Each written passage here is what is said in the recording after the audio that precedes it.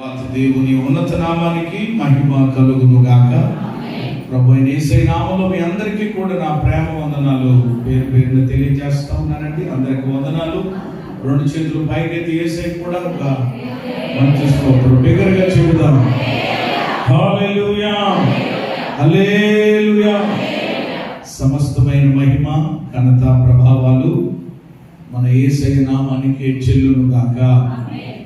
సంతోషం. దేవుని యొక్క వాక్యాన్ని మనం కొద్దిసేపు ధ్యానం చేద్దాం. దయచేసి బైబిల్ పాట పాడుకుని వర్తమానంలోకి వెళ్దాం. అందరూ బైబిల్ కుడి చేతితో పట్టుకుని కాస్త ఎత్తగలిగినంత పైకెత్తి. కొంతమంది బాగా మాకు నీరసం వచ్చేసి అన్నట్లుగా ఉంటున్నారు. అలా కాకుండా కాస్త పైకి చూపిస్తూ మనందరికీ వచ్చినటువంటి ఈ పాట ఒక పల్లవి ఒక చరణం పాడుకుని ప్రభువుని స్తుతిద్దాం. నశించుచున్న వారిని బ్రతికించును నీ మాట, బంధింపబడిన వారిని విడిపించును నీ మాట. నశించుచున్న వారిని బ్రతికించును నీ మాట, బంధింపబడిన వారిని విడిపించును నీ మాట. ధ్రువ తప్పిన వారిని సరిచేయును నీ మాట, కృంగిపోయిన వారిని లేవనెత్తును నీ మాట. ధ్రువ తప్పిన వారిని సరిచేయును నీ మాట, కృంగిపోయిన వారిని లేవనెత్తును నీ మాట. ఏది మారినా నీ మాట మారదయ్యా, ఏది ఆగినా నీ మాట జరుగునయ్యా. చెబుదామందరూ కూడా. ఏది మారినా నీ మాట మారదయ్యా, అవునయ్యా. ఏది ఆగినా నీ మాట జరుగునయ్యా. నీ మాట జీవము గలదయ్యా యేసయ్యా. నీ మాట సత్యము గలదయ్యా, నీ మాట మార్పు లేనిదయ్యా యేసయ్యా. నీ మాట మరచిపోనిదయ్యా. ఏది మారినా నీ మాట మారదయ్యా, ఏది ఆగినా నీ మాట జరుగునయ్యా. ఏది మారినా నీ మాట మారదయ్యా, ఏది ఆగినా నీ మాట జరుగునయ్యా. నీ మాట జీవము గలదయ్యా యేసయ్యా. నీ మాట సత్యము గలదయ్యా, నీ మాట మార్పు లేనిదయ్యా యేసయ్యా. నీ మాట మరచిపోనిదయ్యా. దేవునికి మహిమ కలుగును గాక. ప్రభు మనందరితో వాక్యముల నుండి మనతో మాట్లాడును గాక. ఆత్మ సంగములతో చెప్పుచున్న మాట చెవి గలవాడు వినును గాక. ఆమేన్. హల్లెలూయా. గడిచినటువంటి ఆదివారం నుండి ఒక ధ్యానాన్ని మనం కలిగి ఉంటూ ఉన్నాం.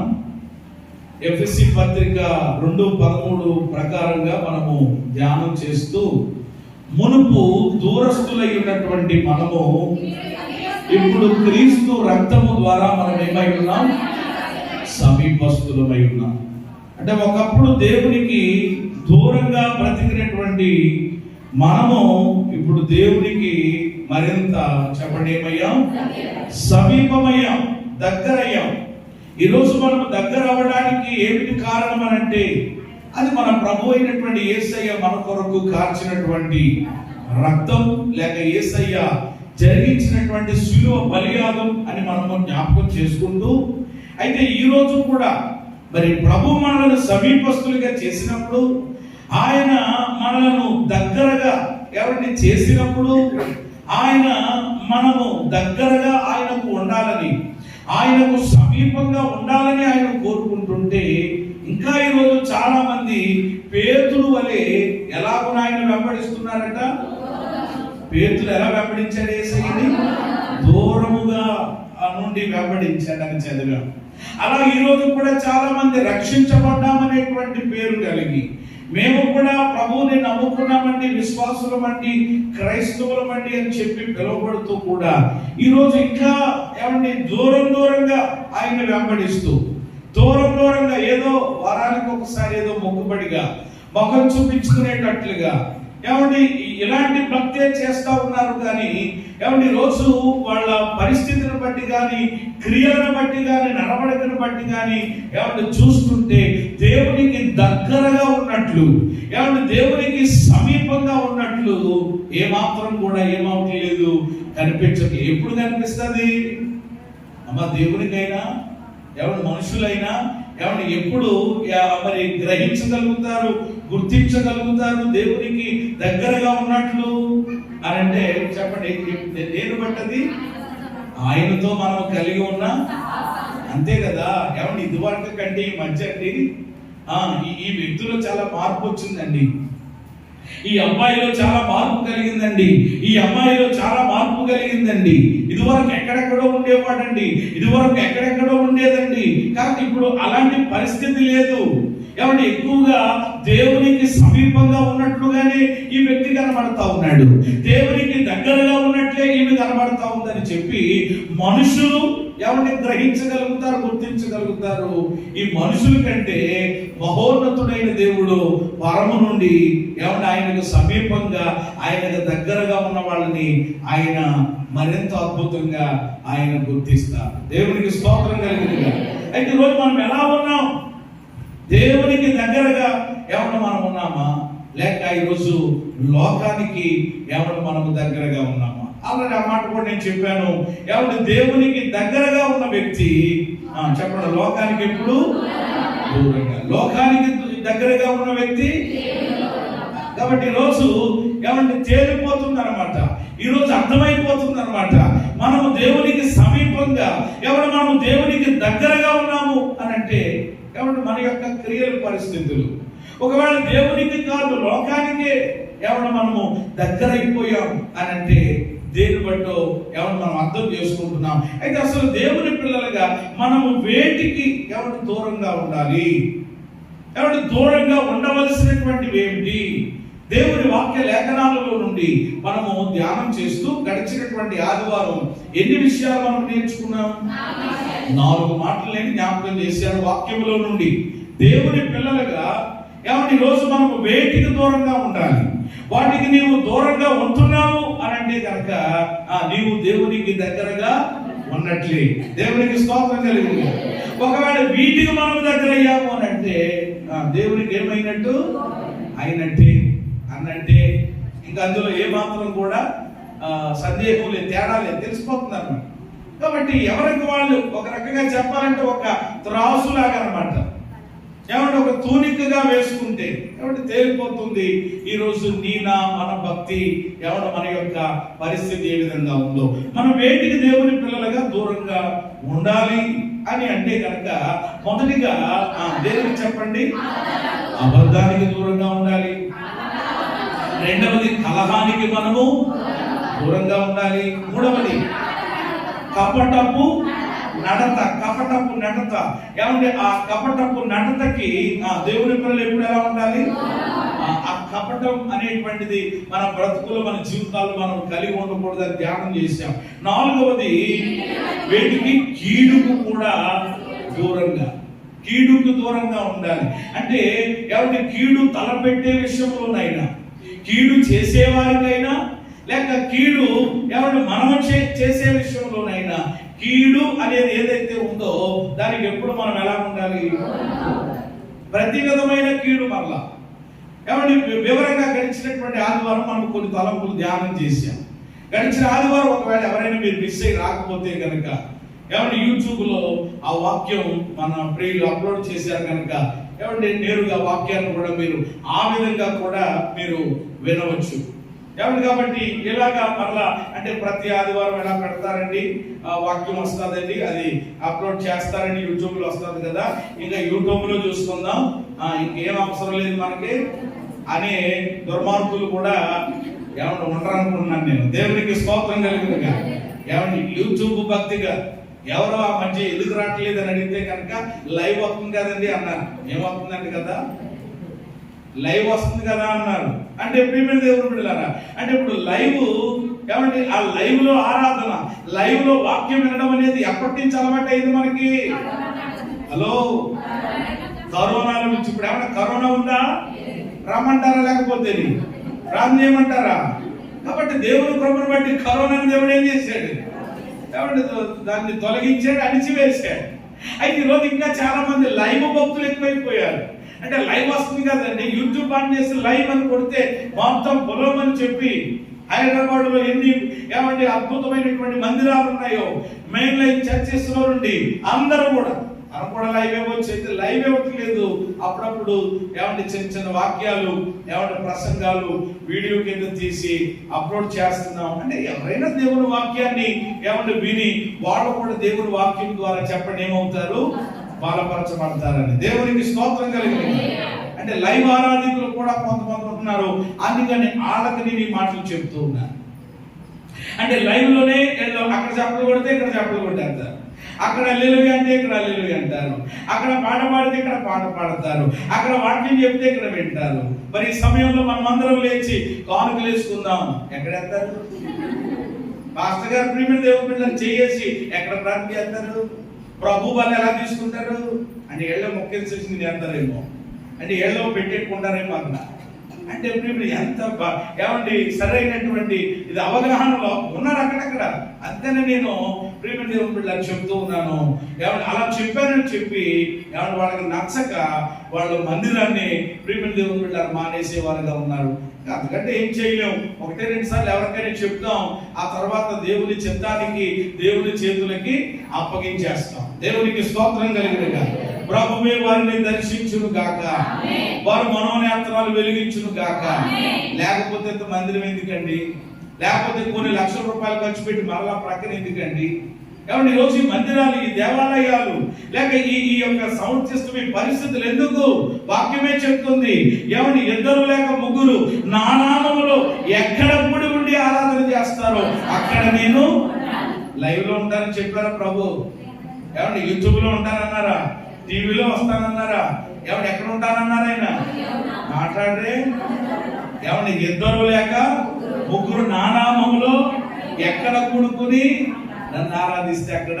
అంటే ఈరోజు ఇద్దరు ముగ్గురి కంటే మనం కొద్ది మందగా ఉన్నాం. ఎబ్రీ పత్రిక అదే చెప్తుంది, కొందరు మానుకున్నట్లుగా సమానంగా కూడుకోవడం. దావీదు లాంటి మహానుభావుడు ఎక్కడికి వెళ్ళాడు? మందిరానికి వెళ్ళాడు. హల్లెలూయా.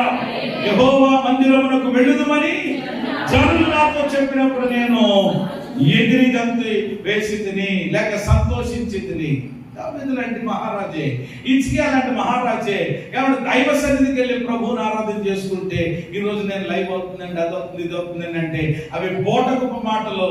అవి దేవుని ఏమైనా ఆరాధన చేయడానికి, ఏమైనా దైవ సన్నిధికి రావడానికి వాళ్ళకి ఏమి లేదనమాట. మనసు లేదు, ఇష్టం లేదు. మనసు ఉంటే చెప్పండి ఏముంటాయి? మార్గాలు. బైబిల్ ఏం చెప్తుంది?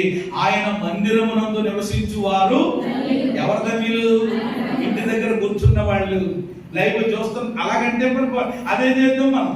అది కరోనా టైం కాబట్టి అప్పుడు పరిస్థితులు బాగలేదు కాబట్టి ఏమంటే మనం ఎవరింట్లో ఉంటే ఆరాధన చేసుకోమని చెప్తే ఈరోజు అదే ఫాలో అయ్యేటువంటి ఏమంటే మరి కొంతమంది వ్యక్తులు ఉండడం చాలా విచారంగా భావిస్తూ, అలాంటి మనసు మీకు ఎవరికైనా ఉంటుందేమో, ఏమంటే మీరు ఆ గ్రహింపు కలిగి బయటకు రావాలనేటువంటి ఉద్దేశంతో పరిశుద్ధాత్మ ఆవేశంతో ఈ మాటలు నేను జ్ఞాపకం చేస్తున్నాను. ప్రభువు మనలను బలపరచును గాక. మనం వేడికి దూరంగా ఉండాలి, 4 గంటలకు దూరంగా ఉండాలి. సరే, ఏమండి మరొక 3 చెప్పి త్వరగా ఏమంటే మన సమయానికి ఆరాధన సమయం నేను చెప్పినట్లుగానే ముగించే ప్రయత్నం చేస్తాను. రండి, 5వ మాట, ఈరోజు 2వ భాగంగా దేవుని పిల్లలంగా మనం వేటికి దూరంగా ఉండాలి. రండి, అపోస్తలుడైన పౌలు కొరింథీయులకు రాసినటువంటి మొదటి పత్రిక 6వ అధ్యాయము 18వ వచనాన్ని ఎవరైనా ఒక్కరు చదవండి. ఎవరైనా ఒక్కరు చదివితే అప్పుడు స్పష్టంగా నాకు అర్థమవుతుంది, వెనకాల ఉన్న వాళ్ళు కూడా చక్కగా వినగలుగుతారు. మొదటి కొరింథీ 6:18 జారత్వమునకు దూరముగా పారిపోవుడి. చాలు. ప్రియమైన దేవుని బిడ్డలారా గమనించండి. ఐదవది ఈ మాటలన్నీ అన్యుల కొరకు రాయబడిన మాటలు కాదు. ఈ మాటలు ప్రియమైన దేవుని బిడ్డలారా రక్షించబడిన వారికే. ఇప్పుడు అపోస్తలుడైన పౌలు గారు ఏమంటే ఈ పత్రిక ఎవరికి రాశారు? ఇప్పుడు మనం చదువుకున్నాం కదండి.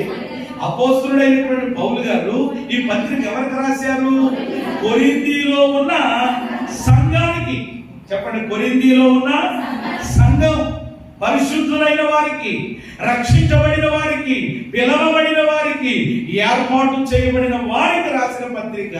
రాస్తూ ఆయన ఏమంటున్నాడంటే జారత్వానికి దూరంగా దేనికి పారిపోవాలట. అంటే ఇప్పుడు ప్రియమైన దేవుని బిడ్డలారా దేనికి ఏమంటే ఈరోజు మనము దూరంగా ఉండాలి అని అంటే ఐదవది జారత్వమునకు.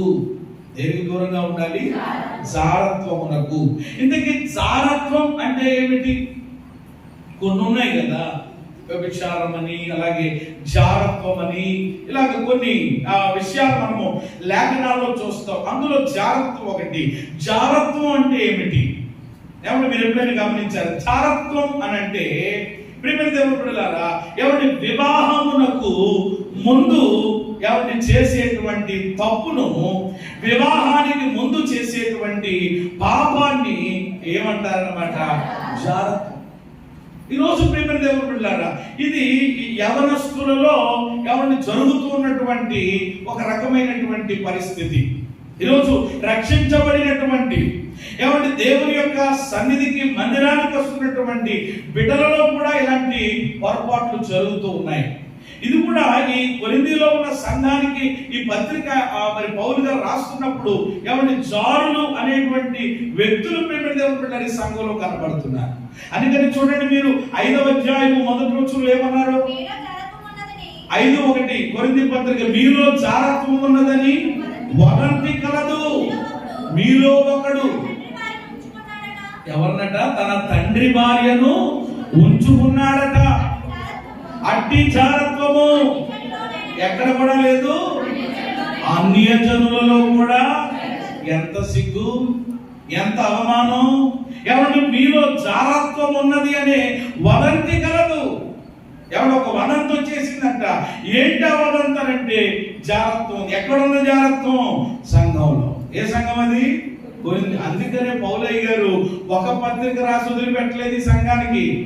మళ్ళీ ఏం చేయడం అనమాట, కాస్త బాగా క్లీన్ చేయాలి కదా, కాస్త బాగా ఉతకాలి కదా అని చెప్పి బాగా వాళ్ళని క్లీన్ చేయాలి. కాబట్టి ఒకటి రాస్తే కుదరదురా బాబేళ్ళకని చెప్పి ఇంకొక పత్రిక రాసి మొత్తం మీద దేవుని వాక్యం అనేటువంటి ఉదకము చేత ఏమంటే వాళ్ళని పవిత్రపరిచినట్లుగా మనం లేఖనాల్లో చూస్తాం. మీలో జారత్వం ఉన్నది అనే ఒక వదంతి వచ్చింది. ఎంత భయంకరమైన జారత్వం అంటే ఒకడట ఎవరు ఉంచుకున్నాడటండి? ఎంత భయంకరమైనటువంటిది! మీలో ఒకడు తన తండ్రి భార్యను ఉంచుకున్నాడు. అంటే ఎవరన్నమాట తండ్రి భార్య అంటే? అయ్యో, ఎంత దారుణం! అంటే ఈరోజు సమాజం, ఈరోజు పరిస్థితులు ఎలా వెళ్ళిపోతున్నాయో ఆలోచన చేయండి. అంటే మనుషులు ఎవరు ఈరోజు ఏం కోల్పోతున్నారు అని అంటే నైతిక విలువలు కోల్పోతున్నారు. ఏ విలువలండి? నైతిక విలువలు ఉండడం లేదు. అంటే మనుషులకు దేవుడు ఏం పెట్టాడనమాట? కొన్ని విలువలు పెట్టాడనమాట. కొన్ని విలువలు కలిగి ఉన్నాడు. అందుకని చూడండి, ఇప్పుడు పెళ్లిళ్ళు చేసుకునే విధానం కూడా ఎవరు ఇదివరకు చూడండి చాలా జాగ్రత్తగా ఎవరిని వివాహాలు చేసేటప్పుడు ఎవరిని ఎన్ని వరుసలు చూస్తూ ఉంటారు? చూస్తారా లేదని కరెక్ట్ గా? అంటే ఆ అబ్బాయి అమ్మాయి ఇద్దరు ఏమైతే వరుస అయితేనే చెప్పండి ఏం చేస్తారనమాట, అది వేరే వరుస. అన్నా చెల్లెళ్ళు, ఎవరి అన్నా తమ్ముళ్ళు మరొకటి అంటే వెంటనే కుదరదానండి. ఇప్పుడు ఎంత విధానానికి పోయింది అని అంటే అందుకనే ఓ సందర్భంలో మాట్లాడుతూ ఉంటారు, వాయా చెప్పండి ఏమి లేదట వరుస అని మరి చూసారా? అది ఎప్పుడో కాదు, ఇప్పుడు ఈ దినాల్లో. సొదొమ గొమొర్రాలో ఎవరిని ప్రజలు ఎలా ఉండేవారు, లేక ఎవరి పూర్వపు దినాల్లో కొన్ని పరిస్థితులు అక్కడక్కడ చరిత్రలో మనకు ఎలా కనబడతాయో అలాంటి ఎవరి విధానాలు కనబడి భయంకరమైన దినాల్లోకి వచ్చేసాం.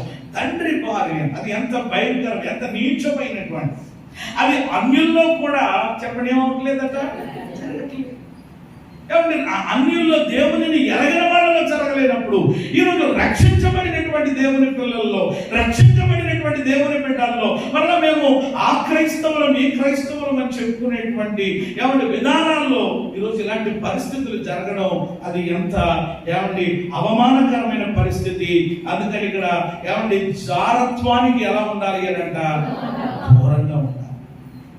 జారత్వానికి దూరంగా ఉండాలి. తర్వాత ఇంకొక మాట చెప్తారు ఇందులోని 5వ అధ్యాయం 9వ వచనంలో, జారులతో సాంగత్యము చేయవద్దని నా పత్రికలో మీకు రాసి ఉంటిని.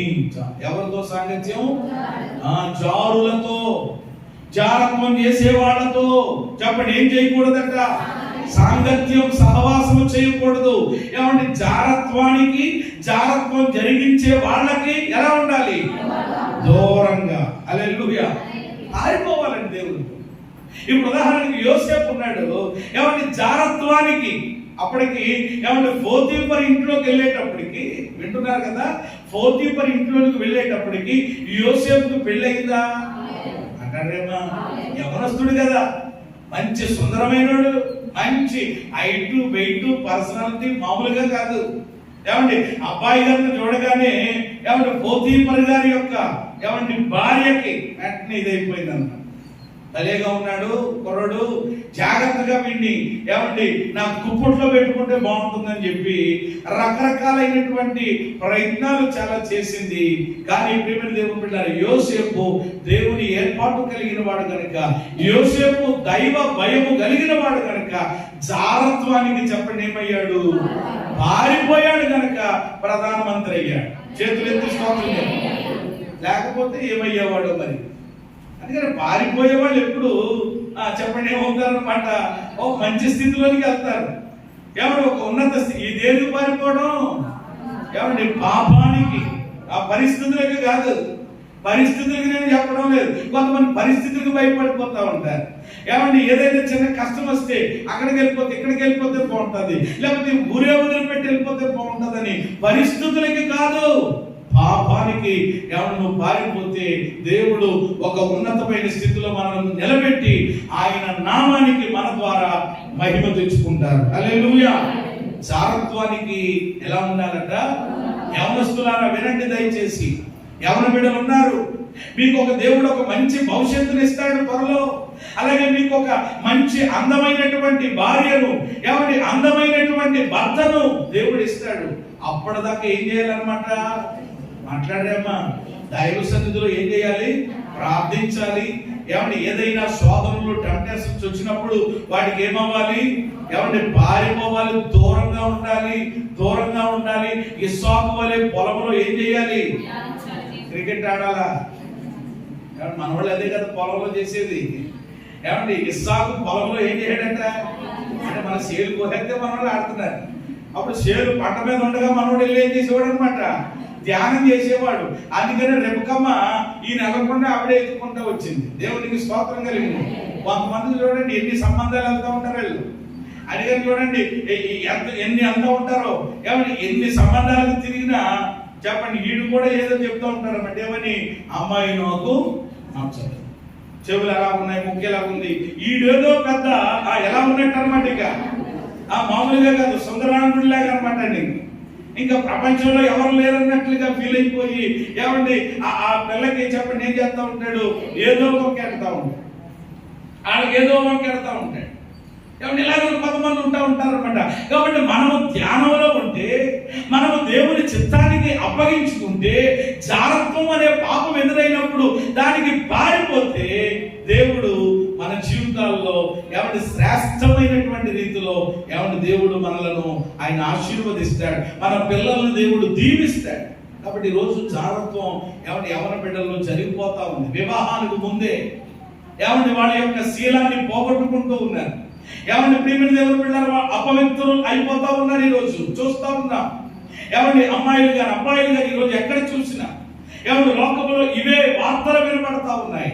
తప్పైనటువంటి విధానాలు, సంబంధాలు పెట్టుకుని వివాహానికి ముందే వాళ్ళు అపవిత్రులైపోయి ఈరోజు దేవుని చిత్తములో నుండి కోల్పోతున్నారు. ఒకవేళ అలా తేడాగా కనుక ఉంటే, అలా ఇబ్బందిగా ఉంటే, తల్లిదండ్రులు ఎరిగి ప్రతిదానికి దేవుని వాక్యం రాయబడ్డది. ఒకవేళ నీ బిడ్డ ఇంకా నీ చేయి దాటేస్తున్నాడు, ఇంకా నీకు అందట్లేదు అని అనుకుంటే కనుక దేవుని వాక్యం కూడా దానికి సొల్యూషన్ చెప్తా ఉంది, దానికి సమాధానం చెప్తుంది. అక్కడే మీరు చదవండి 7వ అధ్యాయము 1వ వచనం, 2వ వచనం చదవమ్మా. 7:2 అయినను జారత్వములు జరుగుతున్నందున ప్రతి వానికి ఏ భార్య? సొంత భార్య ఉండవలెను, ప్రతి స్త్రీకి సొంత భర్త ఉండవలెను. హల్లెలూయా. సొంత భార్య, సొంత భర్త.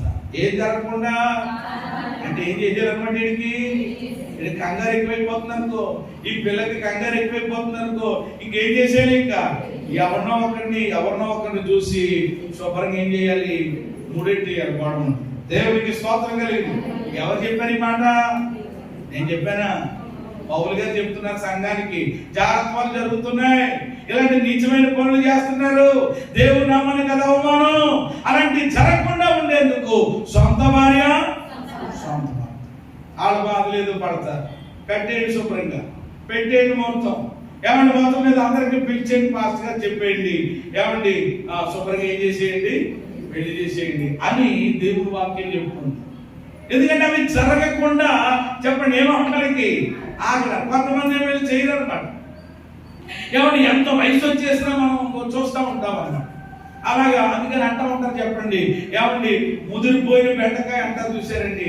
అలాగిన ఎంత వచ్చినా అసలు ఏంటో తల్లిదండ్రులకి ఆ పిల్లల విషయంలో వయసుకు వచ్చేసారు కదా, ఇంకా సరే వీళ్ళ మనం ఏదో చూడాలి, ప్రార్థన చేసి దేవుని చేతులకు అప్పగించాలి అని దేవుని చిత్తానికి అప్పగించి ప్రార్థన చేస్తే దేవుడు తగిన సమయంలో చక్కని సహాయ సహకారాలని వాళ్ళకి దేవుడు అందిస్తాడు. కాబట్టి దానికి ముందుగా ఎలాంటి శోధనలో ఇబ్బందులు పడకుండా ఉండేందుకు దేవుడి వాక్యం ఏం చెప్తుందంటే, జాగ్రత్తకి మీరు ఎలా ఉండండి?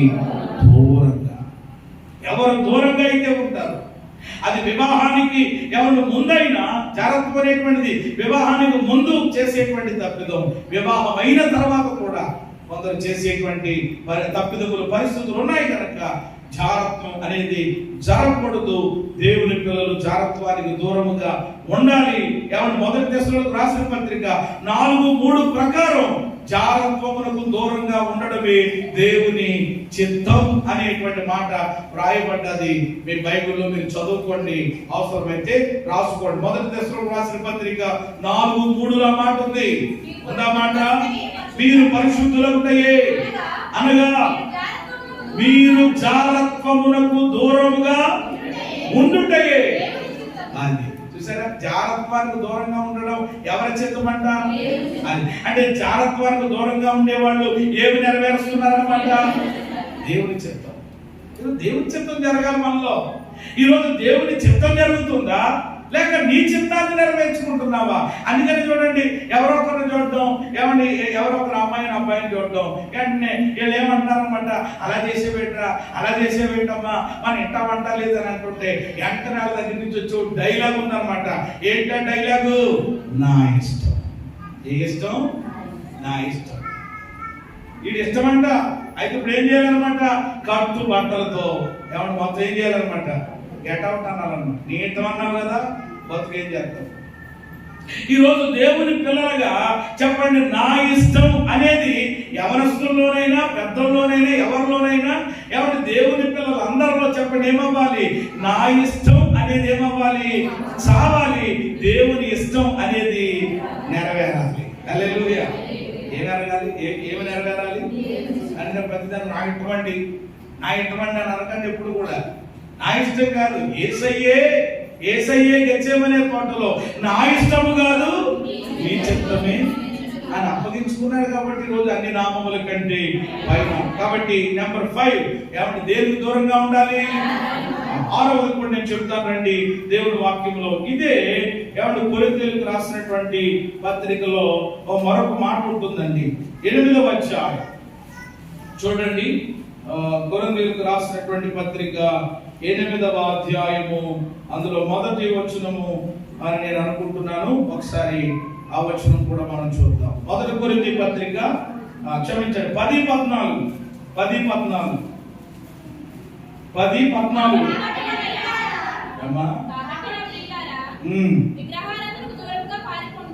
విగ్రహారాధనకు దూరముగా పారిపోండి.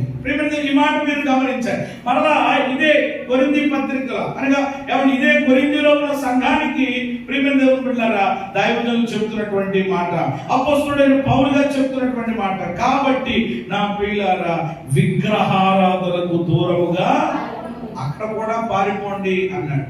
ఇక్కడ కూడా ఏం చేయాలంట? దూరంగా పారిపోవాలి. దేవుని పిల్లలు ప్రియమైన దేవుని బిడ్డలారా విగ్రహారాధనకు చెప్పండి ఏమవ్వాలి? దూరంగా ఉండాలి. అమ్మ దేనికి ఉండాలి? అప్పుడు మీరు అనొచ్చు, ఇక్కడ కొంతమంది తెలివైన వాళ్ళు ఉంటారు కదా, వాళ్ళు ఏమంటారంటే భలేవంటి పాస్టర్ గారు ఇప్పుడేంటండి మేము నిజ దేవుడిని ఎప్పుడైతే తెలుసుకున్నామో, ఏమండి సత్యవంతుడైనటువంటి దేవుడిని ఎప్పుడైతే మేము ఎరిగామో ఆ రోజే చెప్పండి విగ్రహారాధన మా ఇంట్లో ఏం చేశాం? మానేశాం. విగ్రహాలు ఏం చేశాం? మా ఇంట్లోంచి తీసేసాం, కాలువలో పాడేసాం అని అనవచ్చు. అయితే ఇక్కడ మీరు గమనించండి, విగ్రహారాధనకు దూరంగా ఉండడం అని అంటే ఏమంటే విగ్రహారాధనకు దూరంగా ఉండడం అని అంటే ఏమంటే విగ్రహ సంబంధమైన ఏది మన ఏమంటే ఇంట్లో కానీ ప్రియమైన దేవుని బిడ్డలు మన కుటుంబంలో కానీ ఏమంటే మన బిడ్డల జీవితంలో కానీ ఏది కూడా ఏమంటే జరగకూడదు. హల్లెలూయా. విగ్రహారాధన ఏమంటే విగ్రహారాధనకు దూరంగా ఉండడం అని అంటే ఏమంటే విగ్రహ సంబంధమైనది ఏది కూడా మనం చేయం. విగ్రహ సంబంధమైనవి ఉంటాయి కదా కొన్ని. లోకంలో ఉన్నాం మనము.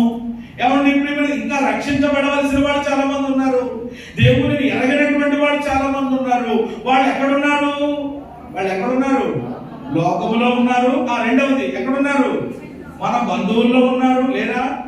మీ బంధువులు ఎవరు లేరా? అందరూ దేవుని నమ్ముకున్న వాళ్ళ దేవుని స్తోత్రం.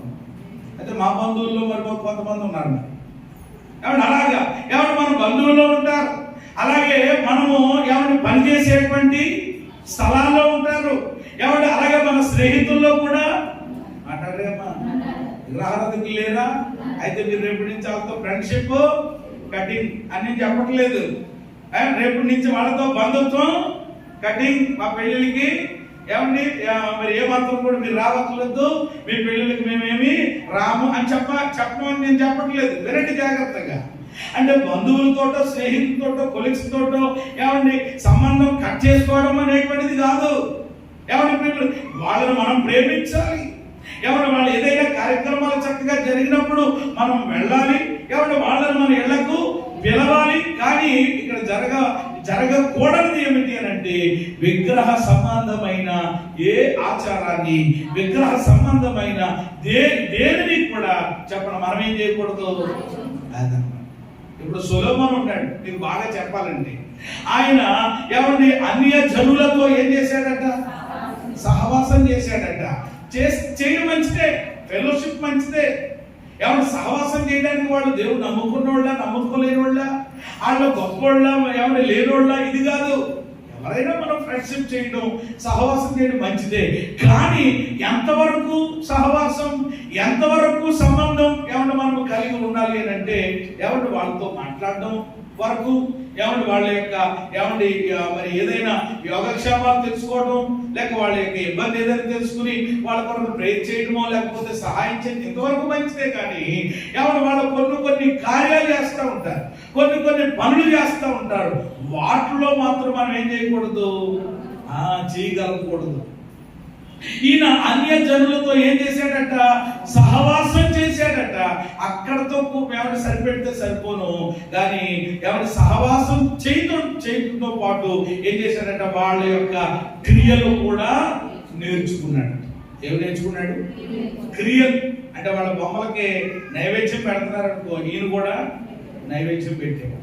వాళ్ళ బొమ్మలకి దండ పెట్టాడు, ఈయన కూడా అదే. ఎవరి వల్ల వచ్చింది ఈ సంతానం? ఆయనకి ఎవరో కాదు, తన భార్యలో ఏం చేశారట? ఆయన్ని విగ్రహాల వైపు, దేవతల వైపుకు ఎవరిని తిప్పేశారట. వాళ్ళు తిప్పేస్తే చెప్పండి నేనేమయ్యాడు, తిరిగిపోయాడు. కొంతమంది అలాంటి బ్యాచ్ ఉంటుంది అన్నమాట. అది ఎవరు రమ్మన్నారండి, అది మామూలుగానే కదండి అని వెళ్ళానండి. ఏదో తినమన్నారు కదా, ఏముండదు కదా అనుకుని తినేశానండి, ఏదో ఉండదు కదా అని చెప్పి పెట్టేసుకున్నారని ఏదో చెప్తారు కహాని. అవి కాదు. ఎవరి విగ్రహారాధన అంటే విగ్రహ సంబంధమైనటువంటి ఏ కార్యములో చెప్పండి మనం ఏమవ్వకూడదు, ఇన్వాల్వ్ అవ్వకూడదు, మనం అవ్వకూడదు. అది మన ఇళ్లలోనికి కానీ మన కుటుంబాల్లోనికి కానీ ఏం చేయకూడదు, తెచ్చుకోకూడదు. ఈరోజు చాలా మంది విగ్రహారాధన చేయట్లేదు కానీ విగ్రహ సంబంధమైనవన్నీ చేస్తారు. లోకంలో వాళ్ళు ప్రియమైన దేవుని బిడ్డల ముహూర్తాలని చూస్తారు, వాళ్ళకది ఇది. కాబట్టి ఈరోజు దేవుని పిల్లలై ఉండి కూడా ఏం చేస్తున్నారు, చూస్తున్నారు. అంటే దేని సంబంధమైనది, విగ్రహ సంబంధమైనది, విగ్రహ సంబంధమైనది.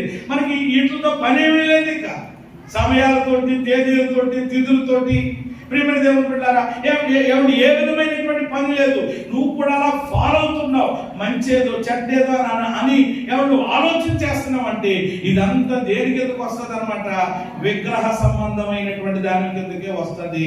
కాబట్టి విగ్రహ ఆరాధనకు దేవుని పిల్లలు ఎప్పుడు చెప్పండి ఎలా ఉండాలి, దూరంగా ఉండాలి. ఎందుకంటే దేవునికి చాలా ఆయాసకరమైనది, దేవునికి చాలా ఎవరిని బాధ కలిగించేది ఏమిటనమాట అది. నువ్వు అలాంటి పనులు చేస్తున్నావంటే నీవు కూడా దేవునికి ఏం కలిగిస్తున్నట్టు అంతే, అందులో డౌట్ లేదు.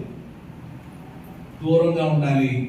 మనం దేవుని పిల్లలు, ఎవరు మనం ప్రత్యేకించబడినటువంటి వారు, మనకి అటువంటి ఏమి ఉండవిక ఒకటే ప్రభు అయినటువంటి యేసయ్య వైపు చూడటమే.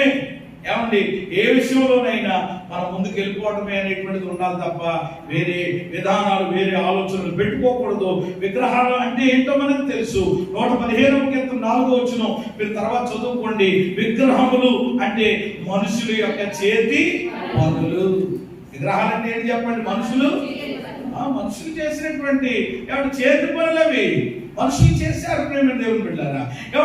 వాటిని ఈరోజు ప్రేమ అవి నడవకపోయినా, అవి మాట్లాడకపోయినా, అవి చెవులుండి వినకపోయినా వాటిని ఏదో అక్కడ పెట్టి వాళ్ళు ఎవరిని ఆరాధన చేస్తూ ఉంటారు. కానీ ఈరోజు మనం ఆరాధిస్తున్నటువంటి దేవుడు ఎవరు చెప్పండి, ఆయన మాట్లాడే దేవుడు, ఆయన చూచే, ఆయన వినే, ఆయన ప్రేమ దేవుని బిడ్డలారా ఎవరు మనతో ఎవరు ఉండేటువంటి దేవుడు.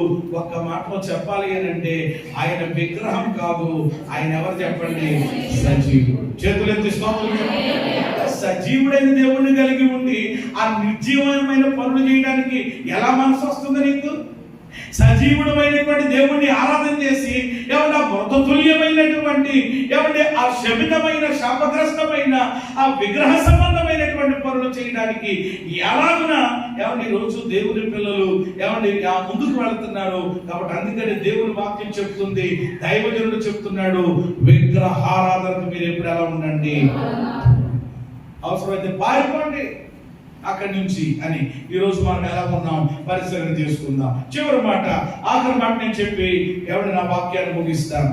రండి మరొక మాట, 1 తిమోతి పత్రిక 6:20 అపోస్తలుడైన పౌలు గారు తిమోతికి చెప్తున్నారనమాట. తన ఆత్మీయ కుమారుడికి తిమోతికి చెప్తూ ఇక ఈ పత్రిక ముగింపులో ఆయన పలుకుతున్నటువంటి శ్రేష్టమైనటువంటి మాటలు చదవమ్మా. నీకు అప్పగించబడిన దానిని కాపాడి అపవిత్రమైనటువంటి వట్టి మాటలకు జ్ఞానము అని అబద్ధముగా చెప్పబడిన విపరీత వాదములకు దూరముగా ఉండుము. దేనికి దూరంగా ఉండాలంట? అండర్లైన్ చేసుకోండి ఆ మాట, విపరీత వాదములకు దూరముగా ఉండుము. ఏ వాదాలంట? మామూలు వాదం కాదు, విపరీత వాదం అంట. ఈ విపరీత వాదములకు దేవుని బిడ్డలు చెప్పండి ఎలా ఉండాలి. ఎవరి నేను చెప్పబోయే చివరి మాట ఏమిటి, 7వ మాట ఏమిటి అని అంటే వాదములకు చెప్పండి దేవుని బిడ్డలు ఎలా ఉండాలి. వాదం అంటే తెలుసా మీకు? వాదం అంటే ఏంటి? ఏమండి ఒక్కొక్కళ్ళు వాదం పెట్టుకుంటారు. ఇంక ఎంత వాదం అని అంటే నేనంటే అంటే ఈ వాదంలో ఏమవుతుందన్నమాట, ఈ వాదంలో భార్యాభర్తల మధ్యలో కూడా ఒక్కోసారి ఏం జరుగుతూ ఉంటుంది, వాదం. ఎవరు ఒక రోజు చేపల కూర వండుకున్నారంటే ఒకళ్ళు, ఎవరు ఒక ఇంట్లో వాదం పెట్టుకున్నారంటే చేపల కూర దగ్గర. ఇంతకీ ఏంటి వీళ్ళ వాదం? ఏమంటే తలకాయ నేను తింటానంటుందంట ఆవిడ. ఏమంటే తలకాయని ఎవరు తింటారంటున్నారంట? అయ్యి బాబు, ఇప్పుడు నా తలకాయ తినేసావు కదా బాబు, సరిపోదా నువ్వు మళ్ళా ఏం తింటావు? ఈ తలకాయ తింటావా? ఈ చేప తలకాయ తింటే ఈ చేప తలకాయతో పాటు నా తలకాయ కూడా ఏం చేస్తావు? తినేస్తావు అని చెప్పి, లేదు లేదు నేను తింటాననేమో ఈయన, ఏమంటే ఆవిడ తింటాననేమో మాట్లాడారు. ఏంటంటారు దీన్ని? ఈ లోపల కుక్క వచ్చి తినేసిందంట. ఎవరికి లేదనమాట. ఇప్పుడు కొన్నిసార్లు వాదం అనమాట. వాదం అదే. ఏమంటే ఈరోజు ఈ వాదాలు, భార్యాభర్తల వాదాలు లేదు, వేరే లేదు. వాదం పెట్టుకుంటారు మళ్ళా ఎవరో ఒకరు. అంటే ఈ వాదంలో చెప్పండి ఏంటి ఏమవ్వాలి? ఎవరో ఒకరు చెప్పండి ఏమవ్వాలి? నేను తగ్గనేమో ఆవిడ అంటది, నేను తగ్గనేమో అని ఈయన అంటాడు. ఎలా కుదురుతుంది? ఎవరో ఒకరు ఏమవ్వాలి? యేసు రక్తమే చేయమనుకుని తగ్గిపోవాలంతే. దేవునికి స్తోత్రం చెప్పండి. అప్పుడు వాదం ఏమైపోద్ది?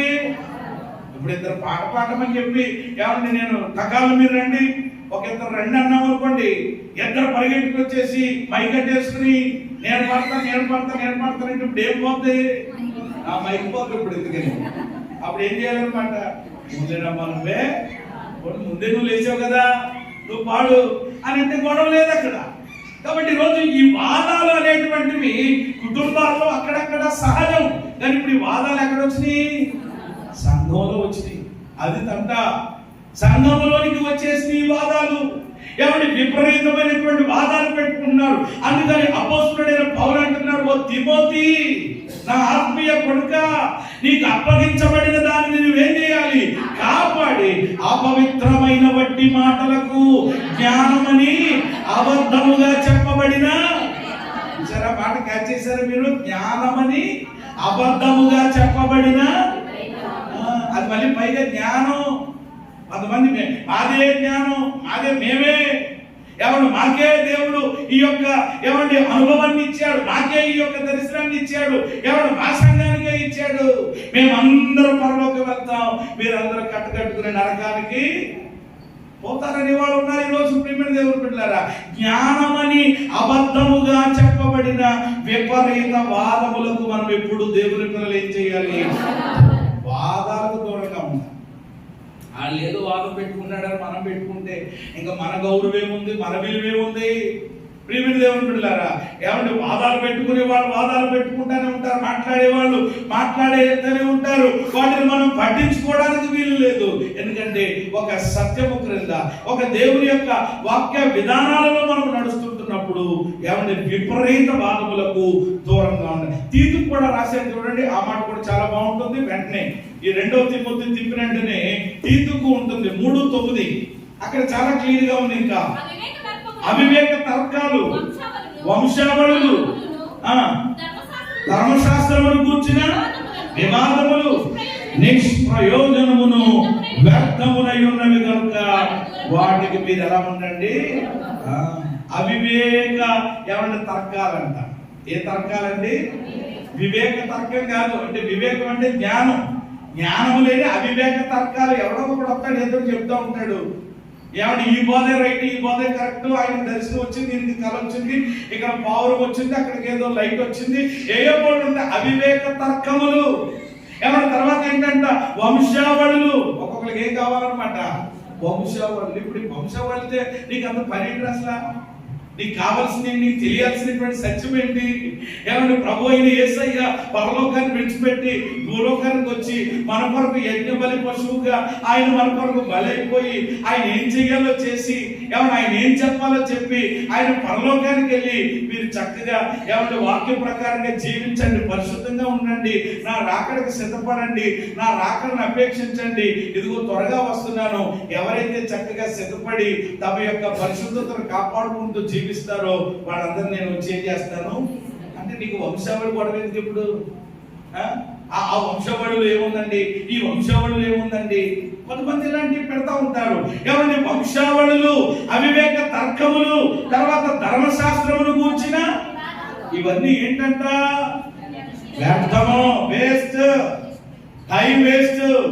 చదివితే దేవుని వాక్యాన్ని చక్కగా చదువుకో, గంట సేపు ఒక గంట సేపు చక్కగా ప్రార్థన చేసుకో.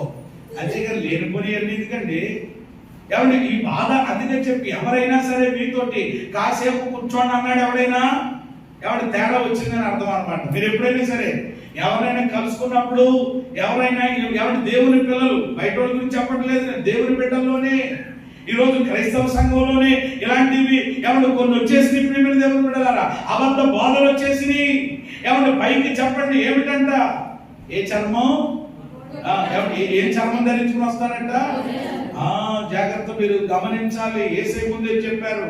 కాబట్టి ఎవరైనా సరే ఏ ఇంటికైనా మీరు వెళ్ళినప్పుడు ఎవరు ప్రైజ్లాడంటే ప్రైజ్లాడు, వందనాలంటే వందనాలు, ఎంతవరకు అంటే అంతవరకే. కానీ ఎవరి కాసేపు కూర్చోండి అని అన్నారనుకో, కూర్చోండి అని మొదలెట్టిన తర్వాత అసలు మీరు గుడికి వెళ్తారు కానీ మీ పాస్టర్ గారు ఏం చెప్తున్నారు అని మొదలెట్టారంటే అక్కడ ఏదో ఏమున్నట్టు అనమాట. తేడా ఉండడమే కాదు, మిమ్మల్ని ఎక్కడ తీసుకెళ్తారని జాగ్రత్తగా ఆ తేడాలోకి తీసుకెళ్తారు. ఏమన్నా అందులోకి జాగ్రత్తగా బోధ ఏమన్నా మీకు పట్టేలాగా చేస్తారనమాట. ఇదేమీ కాదు, ఇది కరెక్ట్ కాదండి, ఇదిగోండి అదిగోండి అని చెప్పి ఏదో మొత్తం మీద చెప్తారు. దురద చెవులు కలిగినటువంటి వారిగా ఎవరు ప్రతిదాన్ని మీకు వినడానికి ఇష్టం, మీకు అర్థం అవ్వాలి వెంటనే.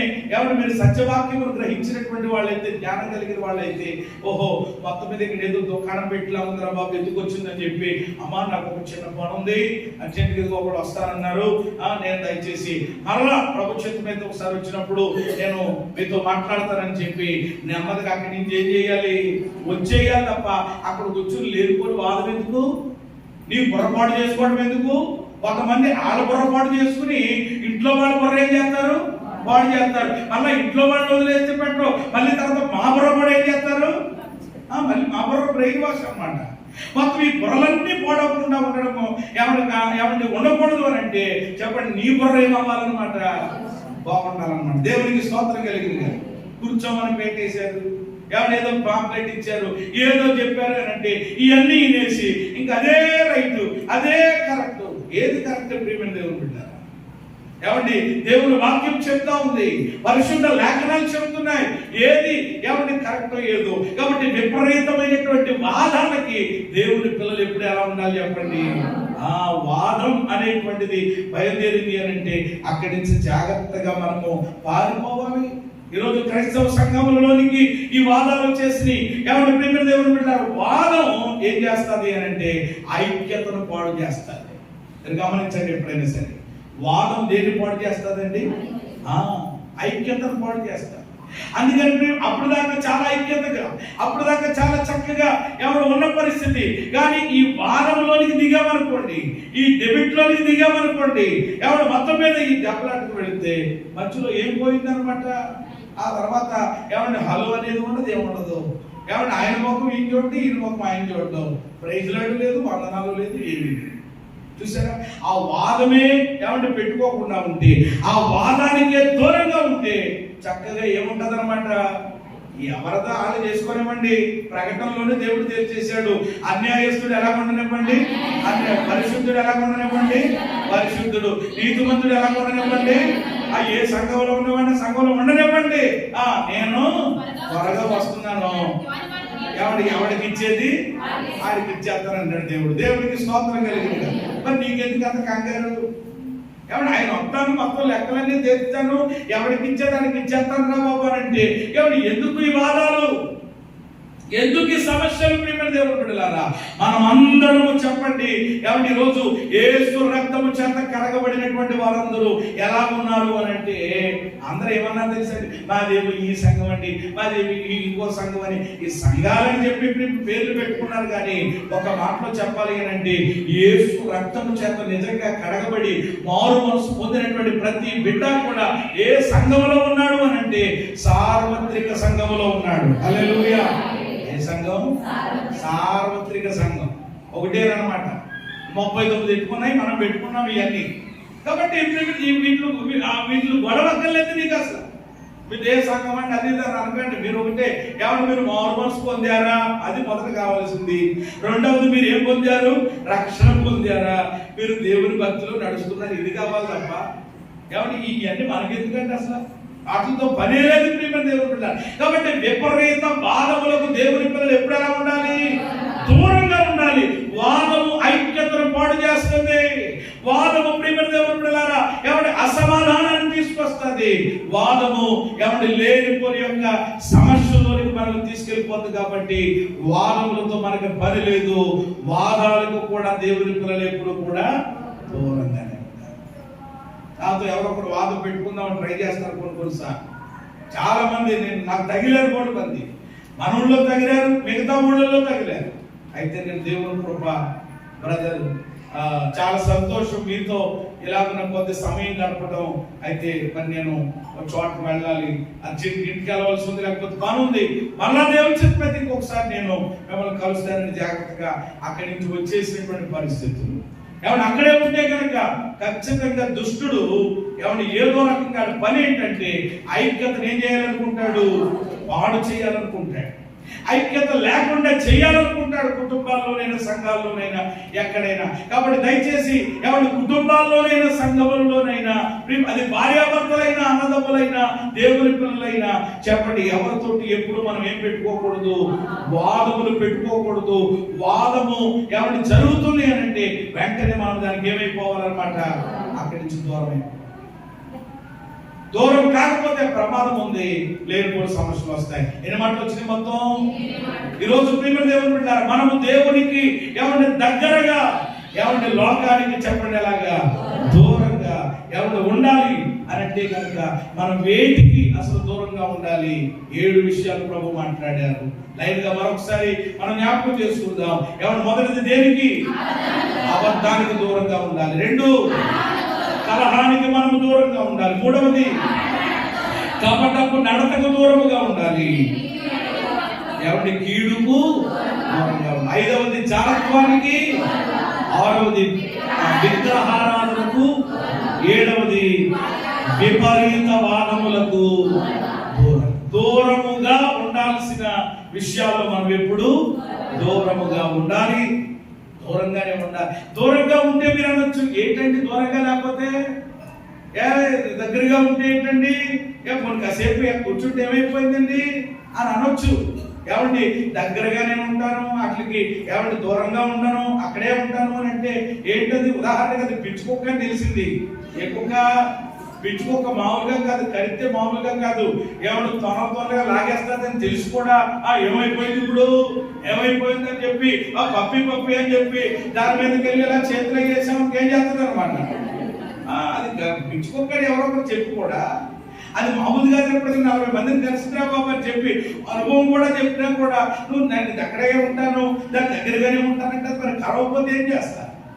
అది విషపూరితమైనటువంటిది, అది హాని చేస్తుంది అని తెలిసి కూడా లేదు ఏమన్నది, నేను ఏమన్నా నా మెడ మీదకి ఎక్కించుకుంటాను, లేకపోతే నా భుజాల మీదకి ఎక్కించుకుంటాను, ఇదిగో నా తల మీద ఎట్టుకున్నాను చూసుకోండి అని అంటే ఏం చేస్తుంది? అది అప్పుడు దాకా అటు ఇటు ఆడినట్టు ఆడుతుంది, ఏడుతుంది అంటే ఒకటి.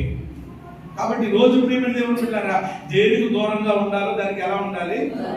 ఉంటే మనకేంటి, ఎవరి ప్రయోజనం, ఎవరు ఉండకపోతే ఏంటి ప్రమాదం, నష్టం. ప్రియమైన దేవుని బిడ్డలారా, కొంతమంది ఉండండి నేను అబద్ధాలకి అలవాటు అయిపోయానండి, ఏమండి నేను మనుషులు తాగినట్లుగా నాకు ఉంటుందండి అబద్ధాలంటే, నేను అట్లా దూరంగా ఉండలేనండి అని అంటే దానివల్ల ప్రమాదం.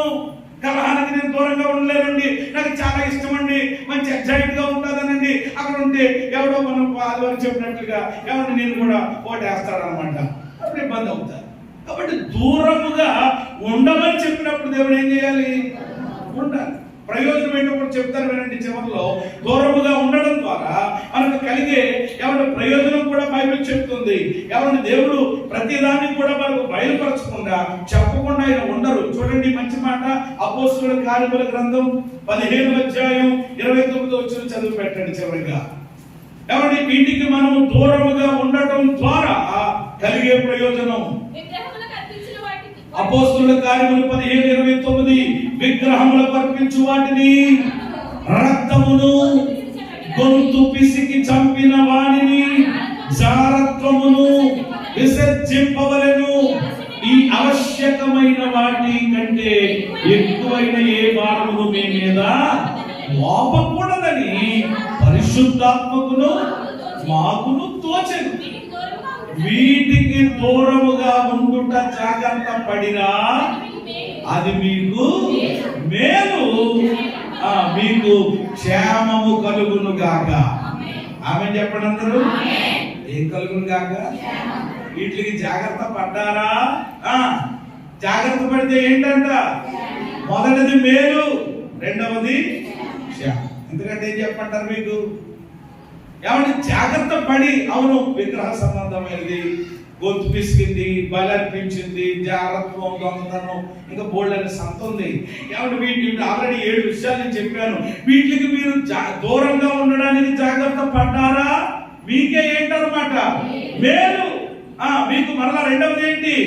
క్షేమం. లేకపోతే దాన్ని తిప్పుకోండి అన్నమాట, రివర్స్ చేయండి. ఇప్పుడు జాగ్రత్త పడి దూరంగా ఉంటే మేలు క్షేమం కలుగుతుంది. జాగ్రత్త పడమండి, మేము వాటికి బాగా దోస్తుగా ఉంటామండి, అట్లా బాగా దగ్గరగా ఉంటామనంటే మేలు రివర్స్ చేయండి. ఏమవుతుంది అనమాట? కీడు. క్షేమానికి ఆపోజిట్ ఏంటి? క్షేమానికి ఆపోజిట్ ఏంటండి? అపాయం. ఏమంటే ప్రేమ దేవుడు పిల్లల భద్రతను కోల్పోతావు, సంరక్షణను కోల్పోతావు, ఇబ్బందులు పడతావు. కాబట్టి వీటికి 7 విషయాలు చెప్పాను నేను. వీటికి దూరంగా ఉంటే మనకేంటి చెప్పండి? మేలు కలుగుతుంది, అలాగే మనకి అన్ని రకాలుగా క్షేమం. ఈరోజు ప్రేమ దేవుని బిడ్డలారా, మనము వేటికి ఎవరు దూరంగా ఉండాలి?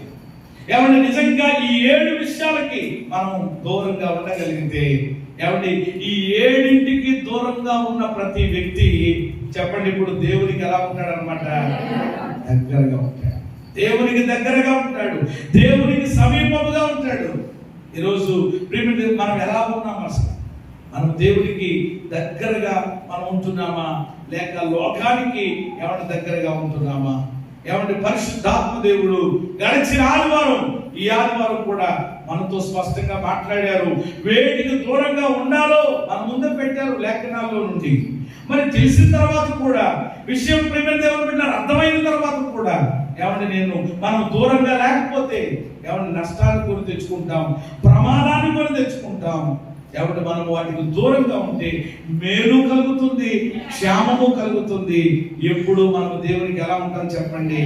దగ్గరగా, సమీపంగా ఉండి, ఆయనతో ఉండి, ఆయనతో ప్రేమ దేవుని బిడ్డలారా ఏకమై, ఆయనతో గడిచిన ఆదివారం చెప్పినట్లుగా అంటుగట్టబడినటువంటి వారమై మనము బహుగా ఫలిస్తాం.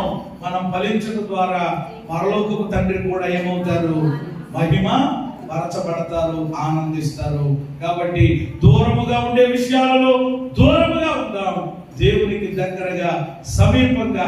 ఆల్రెడీ ప్రభు మనల్ని సమీపస్తులుగానే చేశాడు, ఆయన రక్తం ద్వారా మనల్ని దగ్గరగానే చేసుకున్నాడు. కానీ ఇంకా చాలా మంది దూరంగా ఉంటూ వేటుకో ఏమంటే దగ్గర ఈ దేవునికి దూరం అయిపోతున్న ఈ దయనీయమైన ఏమంటే ఈ అంత్య దినములలో, కడవరి చివరి దినములలో ఏమంటే మనల్ని మనం సరి చేసుకుందాం. వాక్యం అనే ప్రక్షాళన ద్వారా మనము కడగబడి ఏమంటే వేటికి దూరముగా ఉండాలో వాటికి దూరముగా ఉండి, దేవునికి సమీపమై, దేవునికి దగ్గరగా ఉండి, దేవుడిచ్చే ఏమంటే ఇహలోక సంబంధమైన, పరలోక సంబంధమైన ఆశీర్వాదాన్ని సొంతం చేసుకుందాం. అట్టి కృప ప్రభు మనందరికీ దయచేయును గాక.